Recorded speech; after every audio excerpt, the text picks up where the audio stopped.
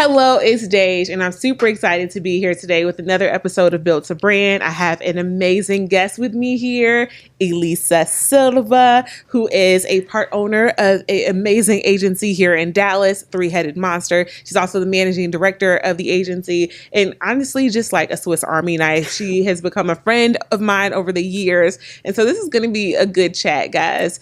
I also got to give her a shout out because she is the first Mexican-American female president of the Advertising Federation of Dallas. So, guys, I mean, doing amazing, amazing things in the community and really just uplifting advertisers as a whole, too, right? I think the work that we do sometimes is not necessarily brought to the forefront. So we're going to talk a little bit about that, why it's important. And yeah, let's get started. This is Built to Brand. Mm-hmm.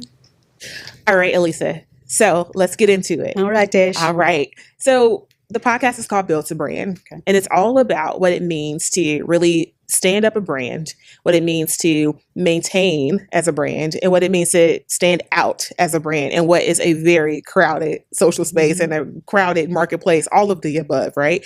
As a marketer, this is what you do every single day. So who better to talk to you about this, right? Let's talk about some brands right now that you have really just been excited to champion in the work that you're doing every day, who are kind of navigating this crazy world we're living in. We work with a few QSRs, fast food chains, and over the past year and change, we've been working with a burger company, Freddy's Frozen Custard and Steak Burgers out of Kansas City. And they are mostly outside of Dallas, so we have to travel all the way to Plano or Frisco to get there. But it is so worth it. It's such a beautiful, delightful brand. I've had Freddy's. You get in there, so good. You're like, where am I? Yes. This place is like I've traveled to some perfect place that doesn't smell. There's not grease on the floor. The food is incredible. The people are delightful.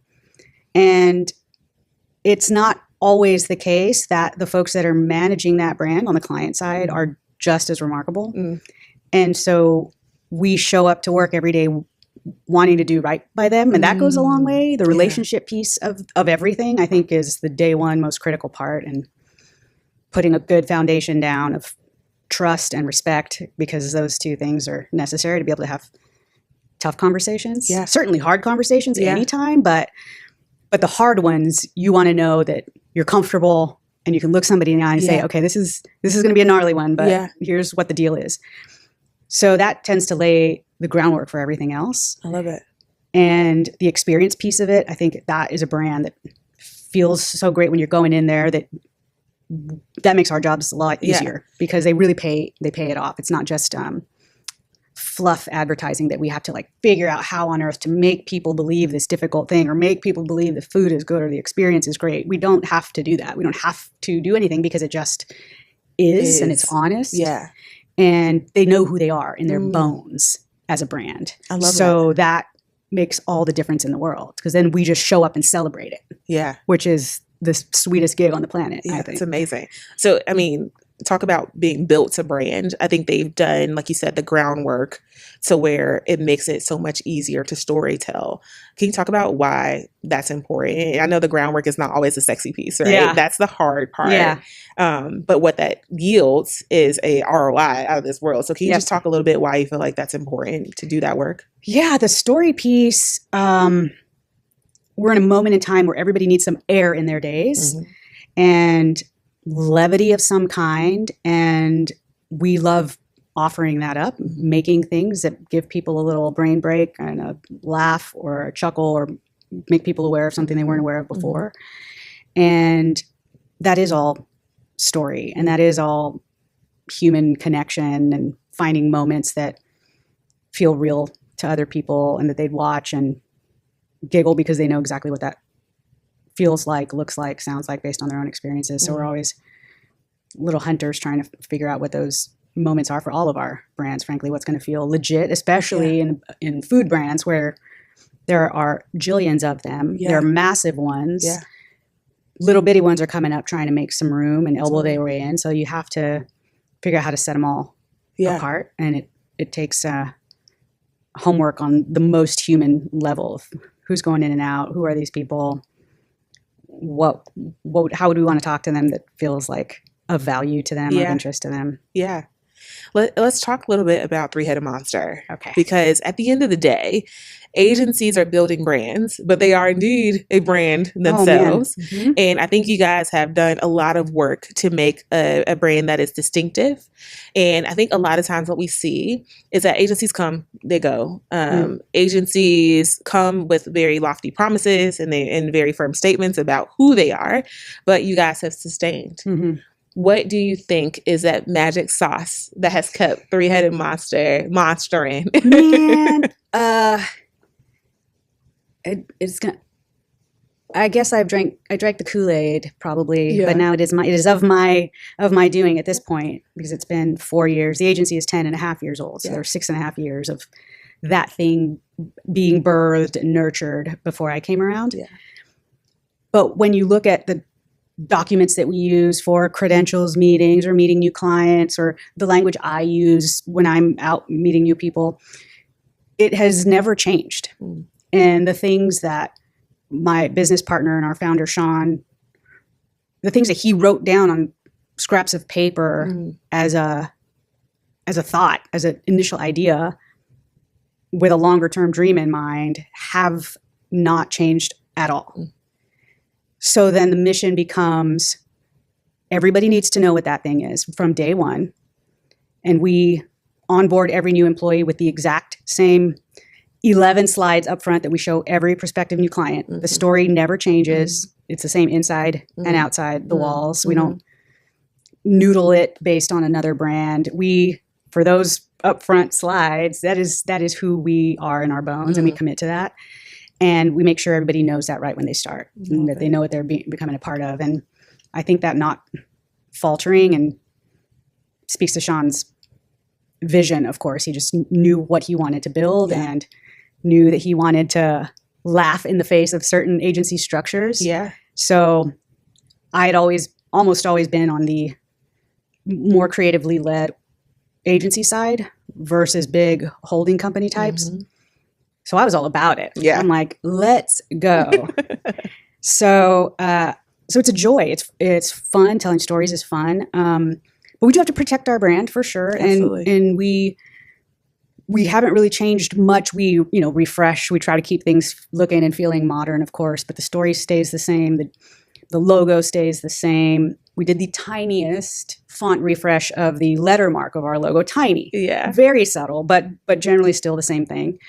And that's sort of it. We don't really mess with any of that. I think the only thing that really changes nonstop is the environment that we're working in. So we just stay on our toes to tackle that piece of things. Well, let's talk about what that's yielded as far as a return and as far as brands feeling secure in their relationship, and then what that inherently has yielded in a return. You guys just moved into a beautiful new office space, and you are growing your teams. You have production capabilities. I mean, congratulations, one. Thank you.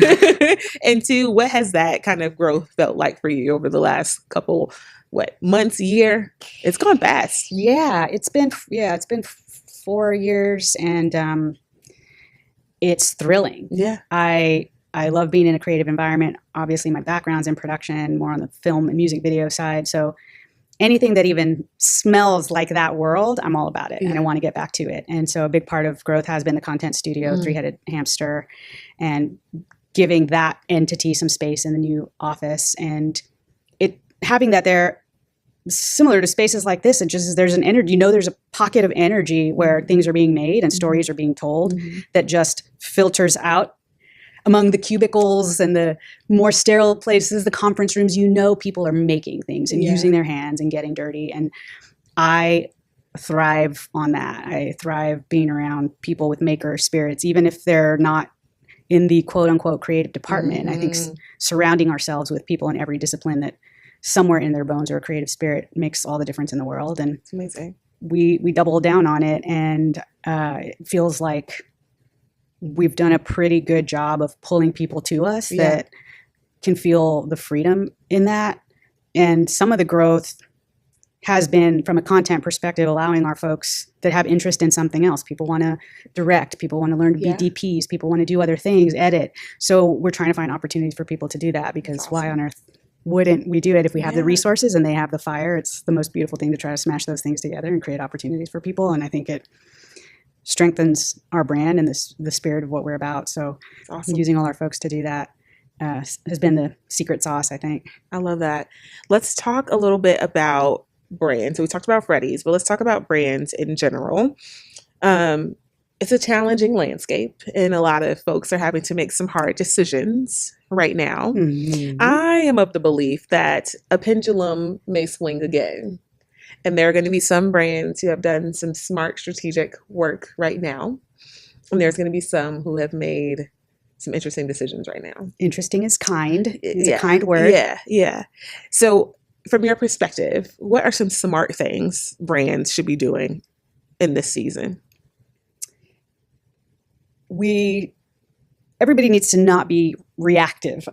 That's, I think, the poisonous thing is people trying to react to everything that's happening in every little wild New York Times headline thing that comes through, and feeling like you as a brand have any right to join that conversation. I think being really mindful, again, of who you are at your core as a brand, and always using that as a lens for how you engage and whatever shenanigans are going on, but also giving things time, because the pendulum will swing. Inevitably. It will. There is no other option. Yes. And I think the brands that stay true to themselves and steadfast in who they are going to come out of the other side of all that. Mhm. And the people that have supported them are going to continue to support them. Yeah. Right now, when brands misstep, you're losing half your people most of the time. Yeah. And it's hard to win people back. Yeah. It's easier to keep people, but once they're gone, that's more work. Yeah. To get Immense them amount back. of work. Yeah. Uphill battle. Yeah. Okay. So let's take a little bit of a sidestep and talk about agencies and the Dallas market specifically, which you're currently leading up. Again, the Advertising Federation of Dallas as the first Mexican American female president. I'm so proud of you. Thank you. Thank you for paving the way. I try. Let's talk about the impact that you want to make this year and how that's shaping up in this role. Oh, it's been juicy lately. When I moved to Dallas, I've been in Dallas for 5 years, and I was living in New York City. And I knew I was coming to Dallas. Even though I'm from Texas, I just could not understand what was happening in Dallas creatively. So I'm looking at it from the Northeast, like, what is going on down there? Are there agencies besides the one or two agencies that everybody's aware of?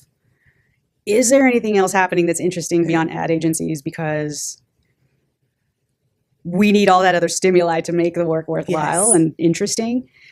And it was just so hard to see what was going on here. And then the second I roll into town, it is everywhere. All the people, all the music, all the food, all the theater. I didn't even have a chance to miss being in the city because this place snuck up on me and was like, here are all the things and all the sports. Yes. Everything you want to do is right here. So that has been really remarkable. And seeing just how many agencies there are was a shocker. And I'm still meeting folks. We have somebody on our board that works for one of the Fortune 500 brands in the city, and still had no idea, being a part of the board, just how many there were. And in her mind, there were like 3, which is wild. And that's a problem. Yeah. Because if somebody thinks that, if big brands think that, and we have all these giant businesses that call Dallas home, all that business is going to the coasts. They're getting the heck out of here because they think all the sexy things are happening on either side of the country. Yeah. There are a lot of sexy things happening on those sides, but it can also be exhausting to live in those places, which I think is why people find cities like Dallas to call home. Yes. And we all bring those experiences with us. I certainly wasn't coming to Dallas to retire. So I was ready to make a mark here and hopefully help other people from wherever, New York City looking down on Dallas, trying to figure out what on earth is going on. Because that was Like, big. yeah, I left New York. I was like, I'm going to go there for a year. What is it? Cowboy hats and tumbleweeds. I get That's here. right. That's Texas. And it's almost been 10 years. Like, don't tell anybody. Wow. But that's Texas. There's so much opportunity here, regardless of what the media tells us. Yeah. But continue. Yeah, it's wild. Yeah. And then I got plugged into AF. I guess it's been 4 years now. And that started to help me see the shape of the community here. And I got really excited about celebrating what's going on. And then I realized the volume of work coming out of this city on a national level. It's not like we're just doing mom and pop work out of Dallas agencies. They are heavy hitters. They've got work in the Super Bowl. They're winning all the awards, best of show here, agency of the year there. All of the things are happening here. And that is calling talent to the city. And jumping into the president role, well, we had a lot of momentum last year. And so my number one responsibility was to keep that momentum going, was to make sure that people see just how much is happening here and how many options there are. And even though I own an agency and I want everybody to come to me and use my business, I will win. Our business will win if everybody's winning and everybody's looking at Dallas. Like that is where the talent is. Yes. That is where great people to work with are. Because once that's happening and things start flowing in, everybody gets a piece of it. Everybody gets a piece of that pie. And so that was super important to me this year, was to have the ad community here not look like the B team, the bench kids. It just is wild. There are icons in the city. I tell people all the time who are like, advertising in Dallas. And I was like, well, you really think about it. Advertising in Dallas has been here for a many years. But the thing that I think feels more foreign to them is production in Dallas. But when you really think about it, the landscape here offers up so many opportunities. We have wide open spaces. I've tried to do shoots and production in New York. It's challenging. Yep. Everybody's going to LA. It can be challenging to find space and to have spaces dedicated for your brand and to get the rigor that you need. In Dallas, it's expensive. And Dallas offers up so much. I mean, if you need to shoot auto, if you need to shoot something on volume, like you can do anything here. As the world becomes more privy to this, what do you think that means for just Dallas and creativity and just to exist here and thrive here? I think we're more culturally adjacent than people may realize. Yeah, I do think that is. I had misperceptions about the makeup of the city, for sure. I had my biases, and everybody's here and every language is here. It's beautiful. As work comes in, as we try to produce here, which there's plenty of options to do that. And now we've got some of the largest stages in the country being built here in Dallas. So the access is immediate. Yeah. It's way more efficient because we don't lose time shipping folks off anywhere they need to go to shoot. Tons of teams, all that money burned, time wasted. It's all right here. And that's all work. That's creative work. It's jobs in general, for sure. But it is taking all these creative spirits running around this place and giving them real tactile, meaningful jobs to do. And we all as creative kids are like, am I going to be able to get paid for what I love to do? You don't know if it's going to work out or what it's going to look like. So I think it's a great way, all that commerce coming in is a great way for people to be proud of the work they're doing and feel like it's meaningful and feel like it's contributing to something larger for the city. I think is a really remarkable thing. That's awesome. So I'm very excited about it. And you're right, we offer every kind of landscape, every kind of house you want to shoot in, every kind of kitchen tabletop you want to be at. Like it's all somewhere tucked away in this place. Absolutely. Yeah. Let's talk a little bit about cultural relevancy. I think both of us have built careers at some point we've had to tap into this little thing called culture, this little thing called diversity, this little thing that we are no longer supposed to call DEI, right? Brands are starting to remove that from their vernacular. And I think there's going to be some implications for what that looks like. I have my own thoughts, but would love to hear just kind of what your thoughts are and, what's next? My thought as a human being is it's all maddening. Yeah. And, I come from a minority group of people. My hometown is 2,000 people. So resources for communities like that, for kids, for students, for families, that is all tied into this thing called DEI. And I think a lot of the gravity of that is missing in the conversation. So people think all they're doing is impacting whether you get a job as a Black woman or I get a job as a brown woman. That's it. Like those are the two, everything seems to be that binary when the people that are rejecting it talk about it. Yeah. And unfortunately, I think it's going to be incredibly disruptive and destructive for a moment. My hope is that in the grand scheme of things, it will feel like a short moment. Yeah. Right now, it's feeling like an eternity. It's awful.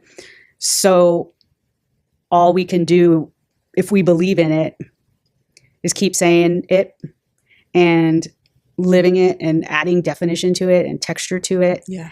I think, I'll keep saying it and somebody can cuff me and take me away. I am not scared. That would be so entertaining if that happened. That'd be great. My parents would be so proud if that was how I ended up in jail. But yeah, it's a cornerstone of my being. And I think brands that are being really reactive and trying to follow the money on that level are going to be hurting before too long. Let's talk about the money real quick. There are trillions of dollars worth of spending power in the two communities that you see represented in this room, which means that there's going to be some decisions that have to be made when it comes to where those trillions, and say it again, of dollars go. And I don't think that everyone is taking into account. No.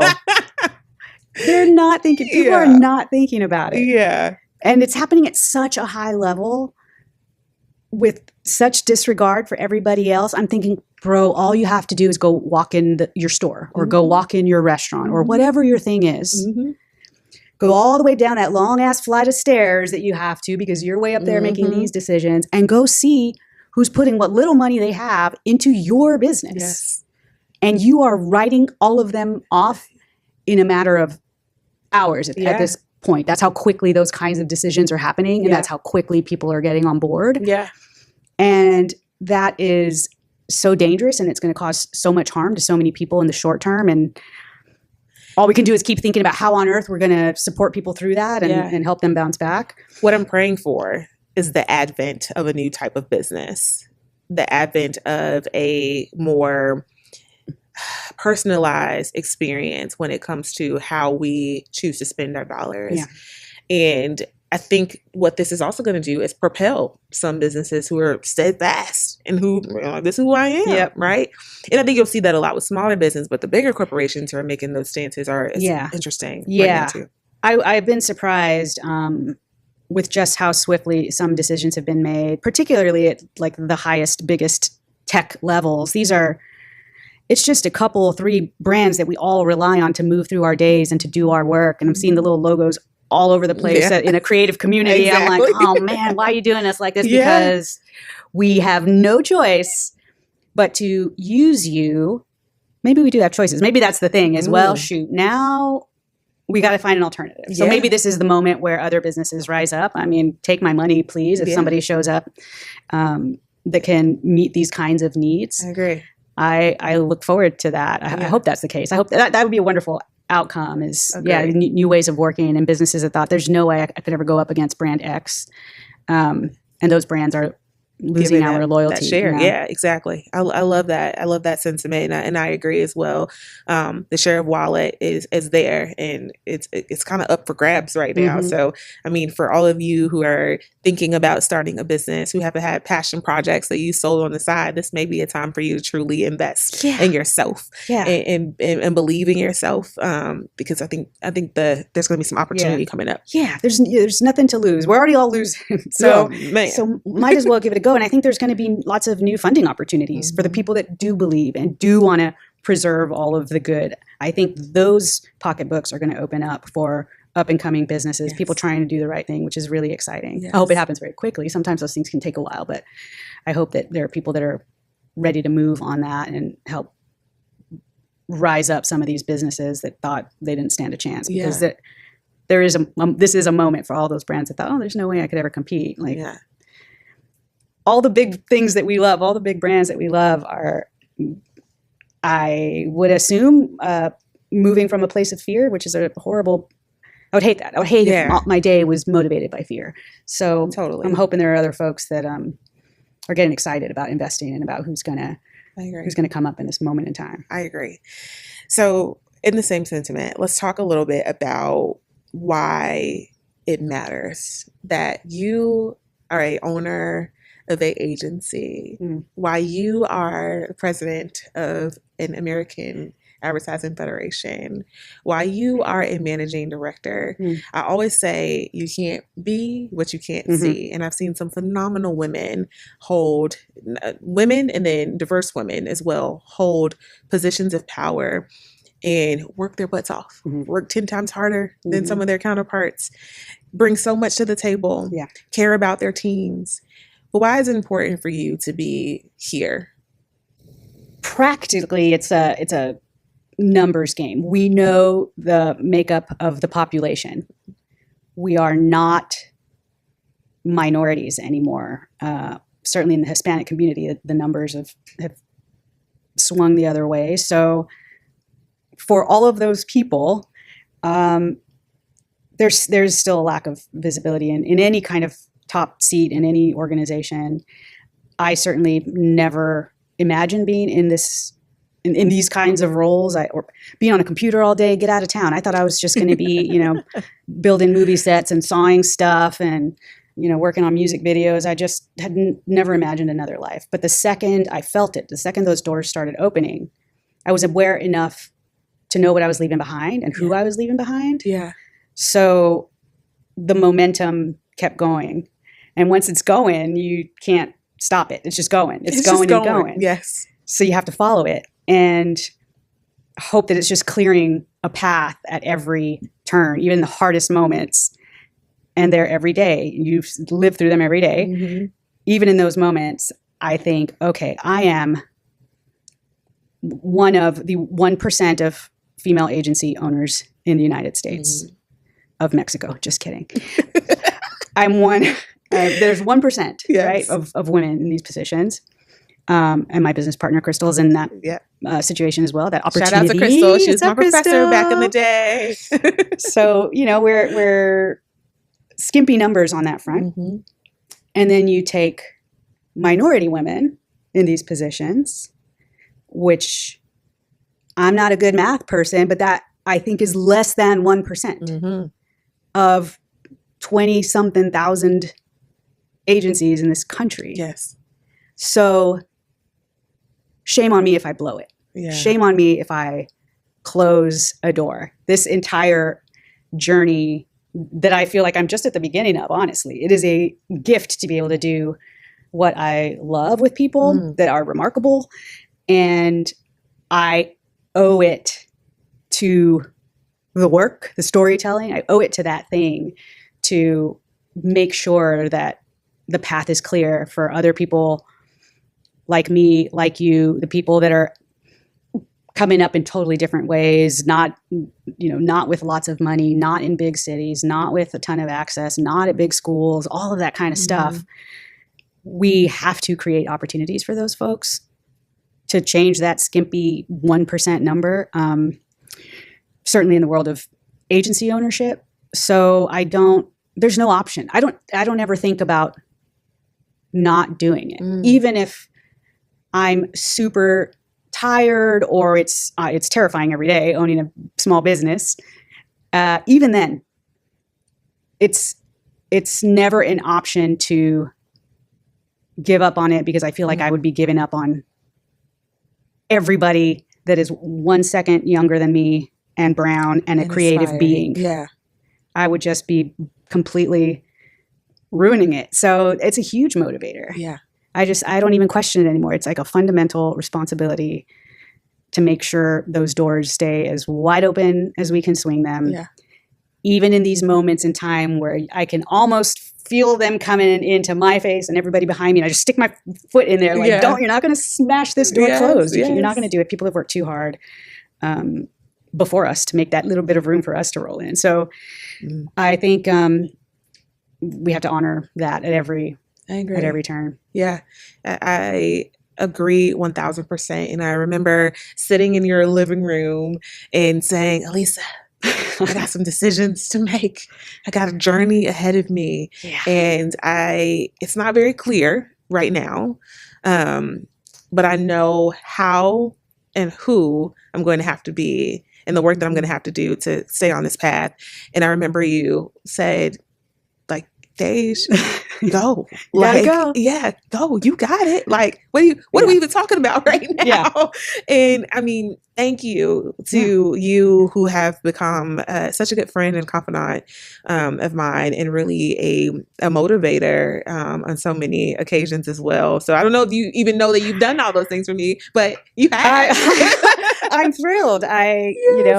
You work your ass off, and whatever I can do to honor that. I think it is interesting to hear you talk about your journey. And I remember that moment when you were sitting on my little pink chair, and then certainly more recently, like, okay, this is a tough moment in time. Yes. But I know in my bones, and I think you know now, like, nobody's going to let you hit the floor. At the very least, you get these two scrawny arms, but the reality is, like, there's a big ass army of all kinds of women, but certainly women in business that are like, there's no way. There's just no way we're going to let her. She worked her ass off. And saying that out loud, I know that's the same for me. Yeah.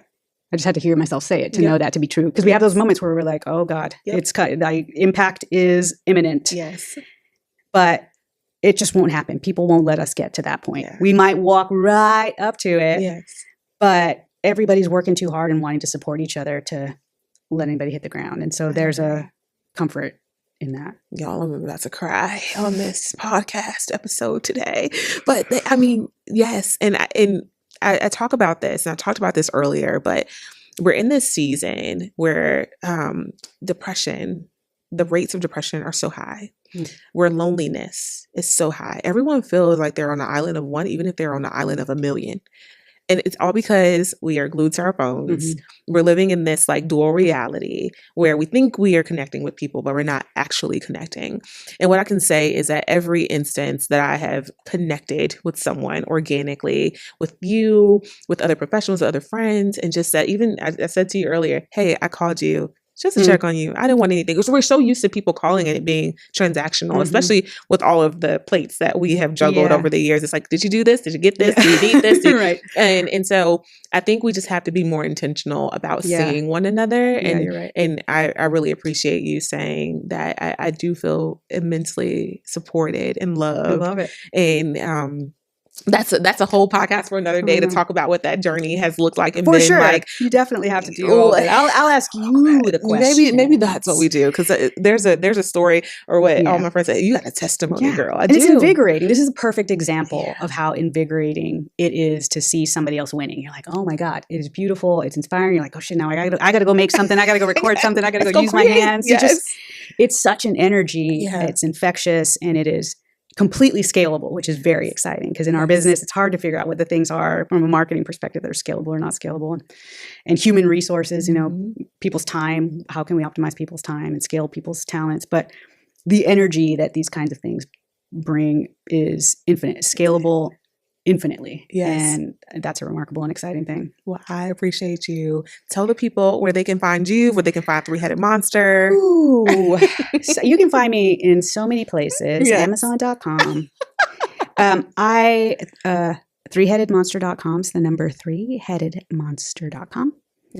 You'll also read about Three-Headed Hamster, our content studio there. Yes. And I gotta come see it. Yeah, it's beautiful. afdallas.org is the ad club, especially if you're in Dallas. It's a wonderful community to plug into and see what other silly little creative weirdos are running around the city and team up. So yeah, those are the spots. 8 Block Walks, my Instagram. I'm like, where's your Instagram? If someone's like, I aspire to be like you. Yeah, you could, go look at that, and then you'll know that you can do anything. I think it'll be very motivating. You'll be like, this lady is killing it. Yes. You can do it. I love it. Okay, well, thank you so much, friend. It's been a pleasure. Thank you so much for having me. Such a joy. All right, y'all, that's it. We'll be back with another episode. Built a Brand.